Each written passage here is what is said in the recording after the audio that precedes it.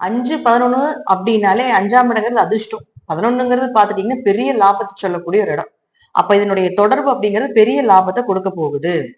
பெரிய பண வரவு வரப்போகுது. ஏதாவது ஒரு இடத்துல பணம் லாக் ஆயிருந்தாலும் கூட அதெல்லாமே திரும்பி வர்றதுக்கு உண்டான வாய்ப்புகளை ஏற்படுத்தி கொடுக்கும்.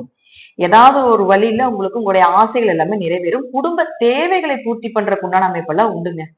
ஏன்னா உங்களுக்கு 2ஆம் அதிபதியும் 3ஆம் அதிபதியுமான சனி வக்கரத்துல போய் 4ஆம் வீட்டுல நிக்குது. ஒருவேளை உங்க ஜாதத்துல சனி வக்கரமாக இருந்துன்னு வச்சுக்கோங்களேன், 4ஆம் இடங்கிறது வீடு மனை சொத்துக்கள் வாங்கக்கூடிய ஒரு இடம்.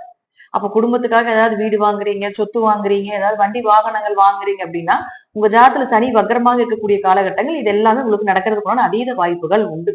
5, 11 அப்படின்னாலே எப்படியும் கையில காசு பணம் புழக்கங்கள் உண்டு. தெய்வத்தின் அனுகிரகம், அது குல தெய்வத்தினுடைய அனுகிரகத்தோடு அது நடக்கும் அப்படிங்கறது அமைப்பு. அப்ப 12ஆம் அதிபதி 11ல இருக்கும்போது சுப விரயமாக சுப செலவுகளாக இருக்கும். ஒரு பயணங்களோ, தீர்த்த யாத்திரை போகிறதோ, குடும்பத்தோட சேர்ந்து எங்கேயாவது சுற்றுலா போயிட்டு வரதோ, இந்த அமைப்பு எல்லாமே நிச்சயமாக உண்டு. ஏன்னா